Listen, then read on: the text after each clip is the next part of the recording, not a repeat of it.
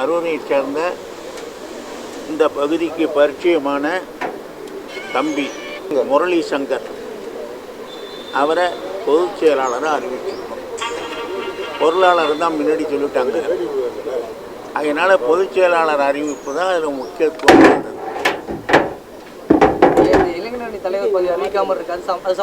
அது அடுத்தது இப்போ முதல்ல பேரன் பாடியை முடிச்சாச்சுன்னா அடுத்தது இளைஞரணி. ஐயா, இப்போ அன்புமணி ராமதாஸ் நேரடியாக வந்து பகிரங்கமாக மன்னிப்பு கேட்டிருக்கேன். நான் வந்து அப்பா கிட்ட மன்னிப்பு கேட்டுக்கிறேன் பேசியிருக்கேன். அது வரவேற்க தகுந்தது. வந்து நேராக கேட்க வேண்டி தானே. திருவள்ளூரில் ஒரு கூட்டம் போட்டு கேட்குறவர் நேராக வந்து அவங்க அப்பா கிட்ட கேட்க வேண்டி தானே. இது யார் எதுக்க போகிறேன்?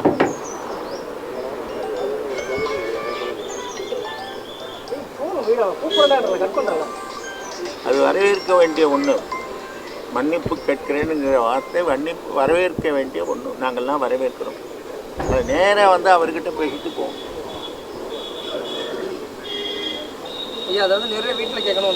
இங்கே வந்து இவர் தானே இங்கே தானே உட்காந்துருக்காரு. இதான் அவர் வீடு தானே.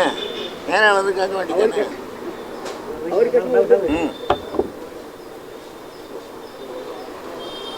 அல்லது அவர் சொன்னபடி வந்து கேட்பாருன்னு எதிர்பார்ப்போம். கூடிய சீக்கிரம் இதுக்கு ஒரு முடிவு காட்டும். இப்போ அவர் மன்னிப்பு கேட்டாருன்னா, இப்போ டாக்டர் ஐயா ஒரு பக்கம் போஸ்டிங்ஸ் போட்டிருக்காரு, அவரு ஒரு பக்கம் பொறுப்புகளை கொடுத்துருக்காரு. இது எந்த அளவுக்கு சரியா இருக்குன்னு நினைக்கிறீங்க? எல்லாம் சரியாயிக்கலாம்.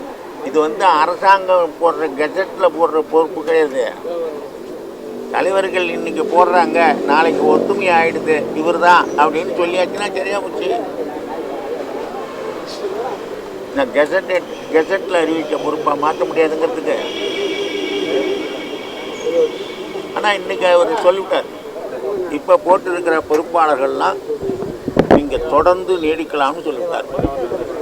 அவர் அதுக்குள்ளார வந்து அவரை பார்க்கணும், பேசணும்.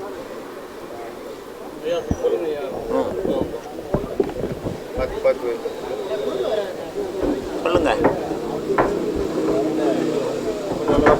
மாவட்ட செயலாளர்கள் கூட்டத்தில் மாநில பொதுச் செயலாளர் அறிவித்தது தான் பெரிய நியூஸ்.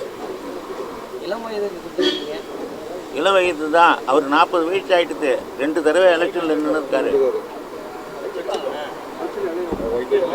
நல்ல பேச்சாளர், 6 மொழி தெரிந்தவர்.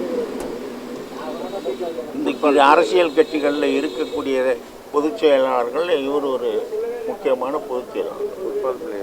பிளே ஸ்டோர் மற்றும் ஆப் ஸ்டோரில் இருந்து பாலிமர் செயலியை QR கோடு மூலம் பதிவிறக்கம் செய்யுங்கள். செய்திகளை உடனுக்குடன் பெறுங்கள்.